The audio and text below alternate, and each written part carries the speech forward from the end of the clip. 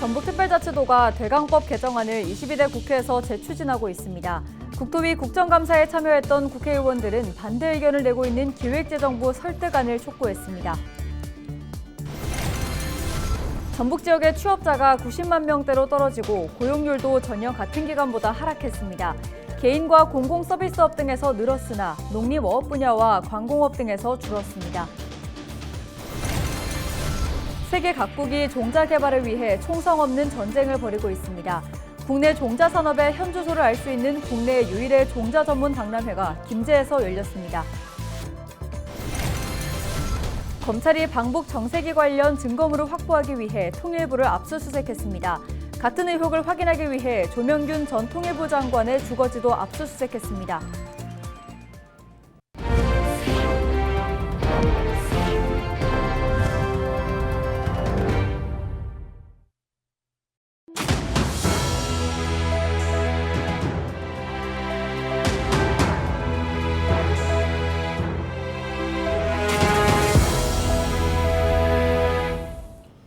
시청자 여러분 안녕하십니까? 헬로티비 전북뉴스입니다.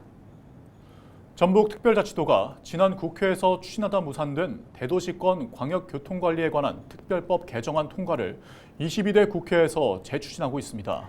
국토교통위원회 국정감사에서 의원들은 특별법 개정안 반대 입장인 기획재정부 설득안을 전북도에 촉구했습니다. 김남호 기자가 보도합니다. 최근 전북특별자치도청에서 열린 국회 국토위 국정감사장. 여야 국회의원들이 대도시권 광역교통관리에 관한 특별법 대상에 전북도 포함 가능성을 묻는 질의가 잇따랐습니다. 전주 인근 지역에만 생활인구가 100만 정도가 되는데 역시 이런 부분 혜택을 못 보고 계셔서 안타까움이 많이 있으실 걸로 봅니다. 총 4개 법안이 관련된 법안이 이렇게 이미 대표 발의가 돼 있는 상태입니다. 법안 통과가 중요할 것 같은데 도 차원에서 어떻게 지금 노력을 하실 계획이신지 한번 말씀해 주십시오. 대도시권 광역교통관리에 관한 특별법 이 개정을 적극적으로 요청을 하시던데요. 저도 지방에 사는 우리 국민들을 대표하는 의원으로서 상당 부분 공감되는 부분이 있습니다. 이 부분에 대해서 다시 한번 강조해서 말씀해. 국토교통부는 그동안 대광법에 따라 대도시권 광역교통 시행 계획을 세우고 대도시권에 177조 원을 집중적으로 투입해 왔습니다. 하지만 특별시나 광역시가 없어 광역교통망 계획에서 소외된 전북과 강원 지역은 대도시권과 개발 격차가 심화되고 있습니다. 이에 전북도는 개정안을 반대하고 있는 기재부를 설득하겠다는 방침을 밝혔습니다. 또 전주를 제외한 도청사 위치 도시들이 인근 대도시권 광역교통망에 이미 포함된 사실을 강조하며 국회의원들의 협조를 요청했습니다. 50만 이상의 도청 소재지들도 또 해달라고 할 것이다 라는 이유를 솔직히 댑니다. 그 후보지가 창원, 청주, 수원입니다. 50만 이상의 도청 소재지가. 그런데 이 세 구역은 이미 대도시권 광역교통망에 이미 다 들어가 있습니다. 국토위 소위에서 이번에 만약에 통과를 해주시면 그 부분에서 기재부가 저는 납득을 할 것이라고 저는 생각합니다. 대도시권의 교통 문제를 해결하기 위해 제정됐지만 전북을 차별하는 대표적 사례로 꼽히고 있는 대광법. 전북특별자치도가 포함되는 대광법 개정안이 22대 국회에서 통과될 수 있을지 도민들의 관심이 높아지고 있습니다. 헬로티비 뉴스 김나호입니다. 도내 취업자가 90만 명대로 떨어지고 고용률도 전년 같은 기간보다 하락했습니다.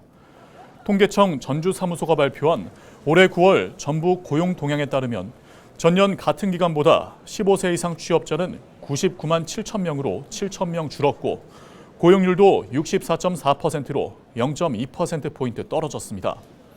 산업별 취업자는 사업, 개인, 공공서비스업 등에서 늘었으나 농림어업 분야와 관공업 등에서 줄었습니다. 일본 품종이 대부분이던 딸기의 판도를 바꿔놓은 우리 종자가 바로 서량이죠. 이렇게 세계 각국도 더 나은 종자 개발을 위해 총성 없는 전쟁을 벌이고 있는데 국내 종자 산업의 현주소는 어떨까요? 정명기 기자가 국내 유일의 종자 전문 박람회를 찾아가 봤습니다. 나선형 모양의 새빨간 고추가 가지마다 탐스럽게 달렸습니다. 세계 최초로 국내에서 개발된 탄저병 저항성 품종입니다. 어른 주먹만한 크기의 수박이 땅이 아닌 공중에 대롱대롱 매달려 있습니다. 착과성이 매우 높을 뿐만 아니라 뛰어난 식감과 당도를 자랑합니다. 지금은 큰 걸 안 먹잖아요. 작은 거 먹으니까. 녹균병과 흰가루병의 저항성이 강한 오이. 식감은 일품에 오래 보관해도 상하지 않는 단호박도 등장했습니다. 탄저병이나 칼라병 등에도 강한 이 양배추는 수출 품종으로 가능성을 인정받았습니다. 인도라든가 파키스탄이라든가 엄청나게 덥고 병 많이 오고 벌레 많이 오는데 그거에 대해서 수출하려고 저희가 육성한 품종입니다. 국내 종자기업과 연구기관, 단체 등이 연구개발을 통해 선보인 품종은 모두 490개.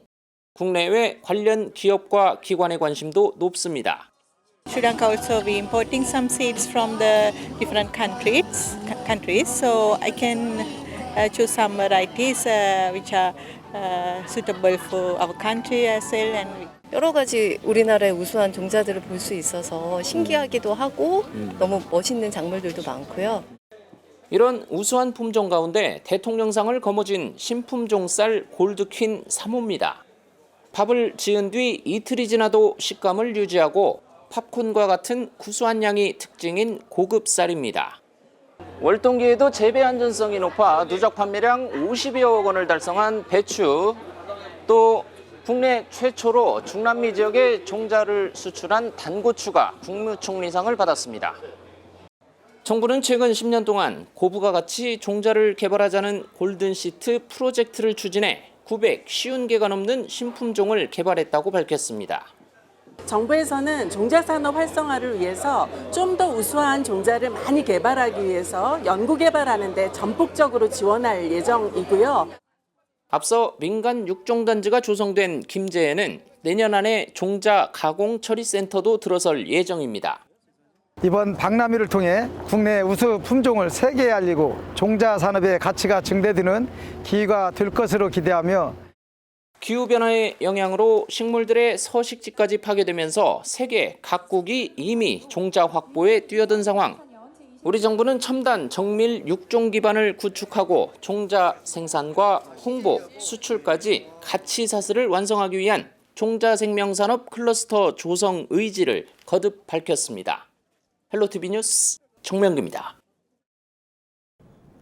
전북 등 12개 광역의회 예산결산 특별위원장들이 정부의 지방교부세와 지방교육재정교부금 집행을 촉구했습니다. 김성수 전북특별자치도의회 예산결산 특별위원장은 16일 국회를 찾아 신정훈 행정안전위원장 등을 만나 지방교부세 집행 지연 해결을 요구하는 건의안을 전달했습니다. 이들은 지방이 국세 감소에 따른 부담을 고스란히 떠안았다며 교부금이 2년 연속 적게 교부된다면 지방 재정의 안정성과 지속성이 크게 위협받게 될 것이라고 밝혔습니다. 검찰이 방북 전세기 관련 증거물을 확보하기 위해 통일부를 압수수색했습니다. 전주지검은 지난 14일부터 통일부 남북관계관리단을 압수수색해 남북평화협력기원 남측예술단 전세기 선정과 관련한 증거물을 확보하고 있다고 16일 밝혔습니다. 검찰은 앞서 같은 의혹을 확인하기 위해 조명균 전 통일부 장관의 주거지도 압수수색했습니다. 박정희 정권의 유신 독재를 무너뜨린 도화선이 된 부마 민주항쟁이 일어난 지 45년이 지났습니다. 세월이 많이 흐른 탓일까요? 항쟁의 중심지였던 마산에서조차 항쟁의 역사와 의미를 모르는 경우가 많았습니다. 보도에 표영민 기자입니다. 1979년 10월 16일 유신 독재에 반대한 최초의 항거인 부마 민주항쟁이 부산에서 시작됐습니다. 항쟁의 불꽃은 인근 마산으로 번졌고 5일 동안의 시위는 정권 분열을 촉발하면서 유신 독재를 끝내는 신호탄이 됐습니다. 민주주의의 새벽을 연 위대한 항쟁으로 불리는 부마 항쟁. 하지만 45년이 지나면서 항쟁의 구심점 역할을 한 마산에서조차 잊혀가고 있습니다. 항쟁의 시작점인 경남대학교 재학생들에게 부마 항쟁에 관해 물어봤습니다. 대부분 항쟁 자체를 잘 모른다고 답했습니다. 방금 알았어요. 부마항쟁이란 게 저희 학교에서 먼저 시작됐다는 것 자체도 방금 알았고. 항쟁에 대해 알고 있더라도 학교에서 배웠던 교과서 내용 정도였습니다. 그 유신 정권을 타도하기 위해서 일어난 걸로 알고 있는데 그 경남 마산에서 시작된 걸로 알고 있습니다. 이런 현상은 부마 항쟁을 기억하고 알려야 할 정부와 지자체의 무관심 탓도 있습니다. 지난 2019년 국가기념일 지정 후 대통령과 총리 등 정부와 정치권 등 주요 인사가 기념식에 참석했지만 해를 거듭할수록 장관뿐만 아니라 도지사와 시장 등도 참석하지 않은 겁니다. 민주화 운동가들은 자성의 목소리를 내고 있습니다. 매년 형식적인 행사로 부마 항쟁의 역사적 의미와 정신을 제대로 계승하지 못했다는 겁니다. 중심계승을 하면 미래 세대의 몫을 맞추고 해야 되는데 그게 안 되니까 그렇고, 단체가 있으면 그거를 자꾸 이제 시민들 속에서 그 당시에 그런 역사와 그때 그 참여했던 사람들의 그 정신을 계승시키려고 하는 그 노력이 좀 아쉽지 않았나. 유신 독재를 무너뜨린 부산과 마산 시민들의 뜨거운 저항. 부마 항쟁의 역사를 알리고 계승해야 할 노력이 절실하지만 무관심 속에 점점 잊혀져 가고 있습니다. 헬로티비 뉴스 표영민입니다. 최근 새만금 농업용지 조사료 재배단지에 뿌려진 검은색 물질에 대해 민원이 제기된 가운데 전북특별자치도는 김제시가 지난 4일 시료를 채취해 도 보건환경연구원에 성분 분석을 의뢰했다고 전했습니다. 김제시는 해당 물질을 살포한 업체 등에 대해 조사하고 있고, 만약 지정 폐기물로 버린 것으로 확인될 경우 관련 법에 따라 엄중 조치할 방침입니다. 폐교됐던 순창 구림중학교가 유아 전용 체험장으로 탈바꿈됩니다.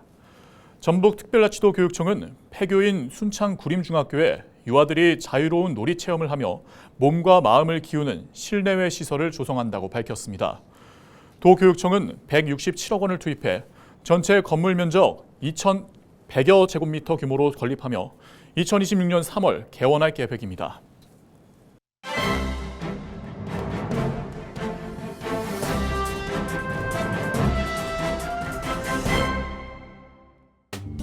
신문브리핑 전북일보 기사입니다. 제2중앙경찰학교 유치를 둘러싼 전북특별자치도와 충남도의 경쟁이 두 광역단체장의 전면전으로 번질 조짐이라고 합니다. 김태흠 충남지사가 경쟁지인 남원을 대놓고 견제하고 나서자 전북자치도 내에서도 긴장감이 감지되고 있다고 하는데요. 김태흠 충남지사는 지난 14일 충남도청에서 기자회견을 열고 제2중앙경찰학교는 충남이 가져와야 한다고 주장하면서 이장우 대전시장, 김영환 충북지사 등과 함께 충청권 공동 건의문을 발표했다고 합니다. 앞서 영호남 광역단체장 6명의 제2중앙경찰학교 남원 유치 공개 지지에 맞서 충청권이 단결에 반발하고 나선 모양새라고 하는데요. 그러나 전북자치도는 김태흠 지사의 발언에 직접 대응하는 데에는 난처한 기색을 보이고 있지만 객관적인 평가 기준에 따라 남원 유치에 최선을 다하고 있고 또 이에 자신하고 있다고 신문은 전했습니다. 지금까지 신문브리핑이었습니다.